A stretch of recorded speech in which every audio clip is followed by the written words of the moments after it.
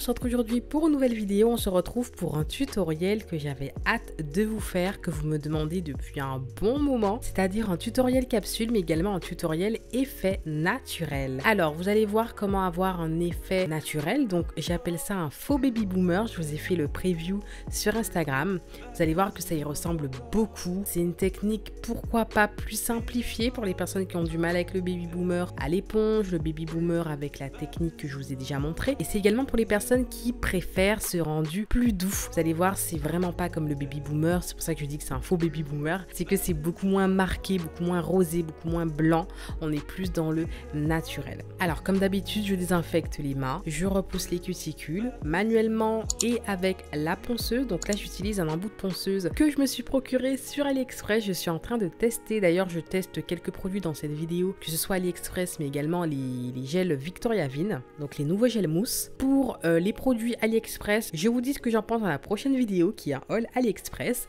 Là, il y aura des choses un peu plus peps pour les beaux jours qui arrivent, qui sont déjà là. Mais par contre, je vous dirai dans cette vidéo mon avis sur le gel mousse Victoria Vin que j'ai utilisé. Donc, bien sûr, après avoir bien dégagé les cuticules, je lime l'ongle naturel, donc je rends le tout mat. Le but est de retirer le gras, la brillance de l'ongle naturel afin que la pose accroche. Donc vous voyez qu'en limant l'ongle naturel, je prends bien soin de respecter la structure de mon ongle. Donc j'épouse la forme de l'ongle. Par exemple, si vous avez un ongle bombé, vous n'allez pas positionner l'embout ou la lime à ongle à plat, puisque sinon vous allez puiser dans l'ongle naturel, vous allez limer des couches de votre ongle naturel. Et là, ce n'est pas du tout ce qu'on veut, on veut juste retirer la brillance. Donc si vous avez l'ongle bombé, vous allez devoir limer en faisant des mouvements de bascule pour ne pas puiser dans l'ongle, mais épouser parfaitement la structure. Dans mon cas, la plupart de mes ongles sont plats, puisqu'il est possible également d'avoir des ongles de différentes structures. Donc je lime à plat et dans certaines zones, je fais un mouvement de bascule, notamment près des cuticules. Une fois que c'est fait, il est temps de choisir les capsules et de les coller. Donc ici, j'utilise des capsules achetées sur AliExpress. Je vous mets le lien en barre d'informations si ça vous intéresse, mais quoi qu'il en soit, je vous parle, comme je vous ai dit, dans la prochaine vidéo. J'ai fait de très belles trouvailles et ça en fait partie. Donc là, ça va intéresser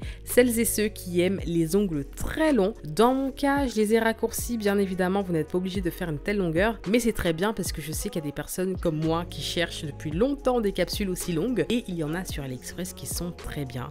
Franchement, là, je suis en train de tester, donc c'est vrai que je ne donne pas un avis définitif, mais de ce que j'ai déjà testé, c'est très bien. Voilà, la capsule ne semble pas fragile, elle est épaisse, elle est flexible, franchement, c'est top. Donc je colle avec une colle à capsule de Framnaze qui est la colle Silkair. Donc celle-là, je l'achète depuis que je l'ai connue, depuis que je l'ai testée, parce que c'est un vrai coup de cœur. Je n'ai pas encore trouvé une colle qui la dépasse. Franchement, c'est une colle qui tient de fou. Impossible que la capsule se décolle. Sincèrement, c'est même, ça peut même être dangereux, tellement ça colle bien. Donc faites gaffe, puisque si c'est mal collé, si c'est collé de travers, eh bien vous n'allez pas pouvoir rectifier, vous allez devoir déposer le tout. Puisque oui, il y a certaines colles à capsule qui prennent tellement de temps à coller que vous pouvez même rectifier si vous collez la capsule légèrement trop à droite ou trop à gauche.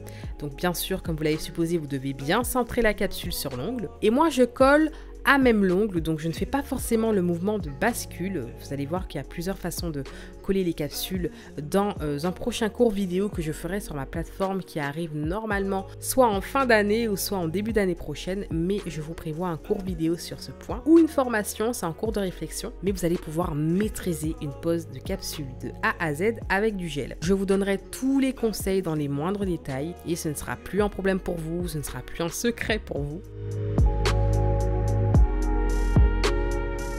Donc une fois que c'est fait, je coupe à la longueur souhaitée. Pour ma part, j'ai coupé à environ la moitié. Vous voyez que même en coupant la moitié, c'est quand même long. Donc vraiment, ces capsules sont très longues. Elles sont XL, hein, pour ne pas dire XXL, mais elles sont très très longues. Donc là, j'ai voulu une longueur qui est présente, mais pas trop non plus. À vous de voir, vous pouvez raccourcir davantage. Ensuite, je lime la forme souhaitée. Donc là, je voulais conserver le carré, mais le faire beaucoup moins large. Donc je vous l'ai dit dans une de mes vidéos sur les capsules où je vous donnais des conseils. N'hésitez pas à fouiner sur la chaîne. Il y a vraiment pas mal de vidéos à regarder si vous débutez. Et je vous explique, alors je crois que c'est dans la vidéo sur les différentes formes d'ongles, je vous explique que la forme carrée sur capsule, il ne faut pas la laisser telle qu'elle, puisque la capsule de base est évasée au niveau du bord libre. Donc vous allez avoir un carré beaucoup trop large au niveau du bord libre. C'est ce qu'on appelle des pattes de canard. Je faisais ça énormément à mes débuts parce que je laissais la capsule telle qu'elle. Je limais très rapidement, mais je ne limais pas grand chose en fait. Je ciblais mal ce qu'il fallait limer et en fait vous devez mettre la capsule d'une certaine façon, mais je vais vous l'expliquer également dans un court vidéo. Je matifie la capsule, donc là on n'est pas encore à l'étape où on lime la démarcation. Je retire juste la brillance et à la fin je lime la démarcation. Pareil, je vous ai fait une ou plusieurs vidéos sur ce point où je vous explique qu'il ne faut pas limer la démarcation avant de limer la forme ou de limer la brillance, surtout le dessus de la capsule. Pourquoi? Parce qu'en limant la démarcation, la capsule devient plus fragile, puisque là, on lime une partie de la capsule pour qu'elle puisse se fondre à l'angle naturel, donc qu'elle soit au même niveau. Donc ça, vous devez le faire à la fin. Donc faire la forme en premier lieu, limer le dessus de la capsule, retirer la brillance afin que le gel et les produits adhèrent, et ensuite limer la démarcation afin de mettre la capsule au même niveau que l'ongle naturel. Attention, à cette étape, vous ne devez pas limer l'ongle naturel. Vous êtes nombreux à faire cette erreur au départ et à dire que les capsules abîment l'ongle naturel. Non, c'est un problème qu'il y a dans le protocole ou alors dans les produits, par exemple une la capsule qui est vraiment pas de bonne qualité, qui ronge l'ongle, voilà, c'est très rare, mais c'est plutôt dans le protocole quand vous allez limer énormément sans vous en apercevoir. Et c'est souvent à cette étape où vous limez la démarcation. Au lieu de limer la capsule, vous limez l'ongle naturel et ce n'est absolument pas ce qu'il faut faire. Vous devez limer, cibler la capsule uniquement sur cette zone très fine. Franchement, c'est très délicat à faire. Une fois que c'est fait, je dépoussière le tout et je passe à mes produits adhérents. Donc, j'applique mon eye prep qui me permet de déshydrater mon ongle davantage. C'est en plus. J'applique par la suite la base, donc je l'applique en très fine couche. La base, vous devez l'appliquer en fine couche, peu importe la marque. C'est un produit qui sert à humidifier, c'est comme si vous préparez l'ongle à recevoir le gel de construction ou le gel monophase. Vous ne devez pas toucher les cuticules, bien évidemment, pour optimiser la tenue de la pose, faire en sorte que ça tienne vraiment plusieurs semaines, 3 semaines idéalement. Je mets à catalyser et ensuite je réalise ma construction.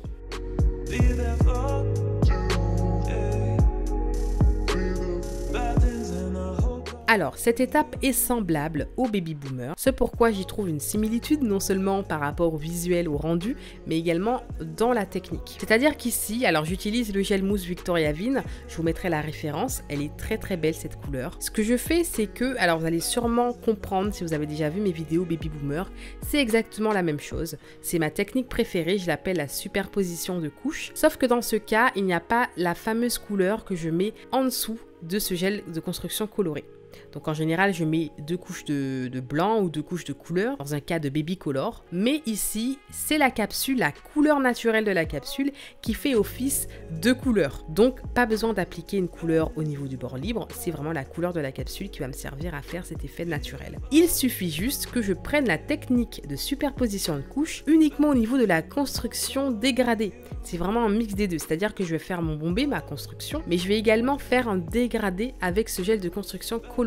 Étant donné que, comme je vous ai dit, la couleur, c'est la couleur de la capsule, je vais dégrader ce gel de construction coloré avec la capsule. Donc c'est pour ça qu'il est notamment très important de perfectionner, de bien limer la démarcation. C'est que si la démarcation de la capsule n'est pas bien limée en amont, ça va énormément se voir. Le rendu sera disgracieux, ce ne sera pas harmonieux du tout. Donc vraiment, chaque étape est complémentaire et vous devez avoir bien fait les choses en amont. Donc vous remarquez bien que le gel est translucide, il est opaque selon la quantité que vous mettez, donc il est modulable selon la quantité de gel que vous mettez, mais il reste quand même translucide. Vous n'allez pas non plus mettre une tonne pour ne pas qu'on voit la démarcation, voilà, c'est pas très possible de tricher. Donc vraiment perfectionner le limage de la démarcation sans abîmer l'ongle naturel, je répète, et ensuite vous allez vraiment pouvoir doser, bien faire un dégradé sympa en dégradant avec la capsule. Au niveau de ce gel mousse Victoria Vin, je le trouve bien, je le trouve vraiment bien travaillé, la texture est géniale. J'ai eu plusieurs avis différents puisqu'avant de l'acheter, je vous ai demandé votre avis et autant, enfin voilà, c'est vraiment l'un des rares produits où les avis ont vraiment été contradictoires. C'est-à-dire qu'il y a des personnes qui trouvent que le gel coule beaucoup trop, il y en a d'autres qui trouvent que le gel ne coule pas du tout, il y en a qui aiment énormément, il y en a qui n'aiment pas du tout. Pour ma part, je teste encore, mais il est vrai que mon avis est mitigé sur la teneur. C'est-à-dire que autant ça, en fait, ça va dépendre de votre travail, votre temps de travail. Ça va dépendre de la longueur de l'ongle, la taille de l'ongle. Et par exemple, pour cette taille-ci et pour le temps de travail que j'ai mis, ça coulait. Ça coulait, alors pas au point de couler dans les cuticules puisque j'arrivais à gérer ou voilà, mais ça coulait quand même. Ça ne restait pas comme ça, comme par exemple le gel Infinity de Beauty Distribution qui reste intact. Là, ça coule si on prend trop de temps. Donc il va falloir avoir le coup de main. Alors c'est vraiment auto-égalisant, mais ça prend son petit temps quand même pour se remettre en place. Il faut accompagner le gel pour qu'il se lisse. Le terme mousse, je n'ai pas très bien compris. La texture n'est pas forcément jelly, la texture n'est pas... Voilà, je trouve que c'est une texture gel de base. Enfin, de base. Gel de construction, on s'entend bien, mais je veux dire, c'est basique, quoi. Il n'y a rien qui me fait penser à de la mousse ou... Voilà, l'appellation, n'hésitez pas à me dire ce que vous en pensez. Et voilà, c'est vraiment un gel que je valide pour le moment. Je n'ai pas testé les autres couleurs, puisqu'on m'a dit que le gel blanc avait du mal à catalyser. Ça doit être par rapport au pigment. Mais voilà pour mon avis sur ce gel. Je le valide pour le moment, mais attention, mon avis peut changer durant ces prochains mois, selon les pauses que je ferai, selon ce que je vais avoir comme mauvaise surprise ou non. Plus je vais vers le bord libre et plus je dégrade. Donc vous allez voir que dans cette vidéo, j'utilise le pinceau gel, le pinceau dégradé et le pinceau liner. C'est à vous de voir comme ça vous convient.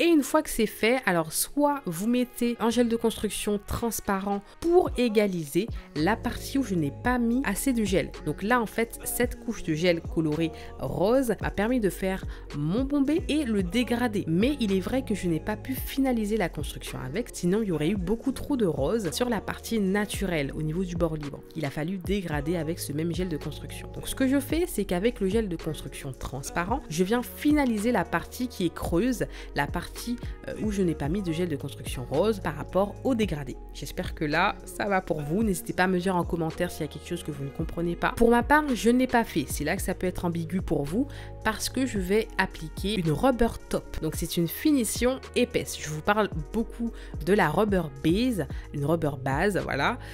Mais c'est pareil, c'est une base épaisse et là, on a une finition épaisse. Le terme rubber veut dire épais. Donc c'est vraiment la particularité, c'est que là, vous avez une texture qui est plus modulable, où ça ne coule pas, où ça coule moins qu'une finition standard. Et vous allez pouvoir faire des incrustations. Là, comme dans ce cas, vous allez pouvoir égaliser l'ongle, donc finaliser votre construction. Et c'est génial pour ça. Alors, plus l'ongle est long et plus c'est compliqué. Je vous conseille, en tout cas, si vous débutez, de le faire avec un gel de construction transparent. Quoi qu'il en soit, le mieux est de le faire avec un gel de construction transparent.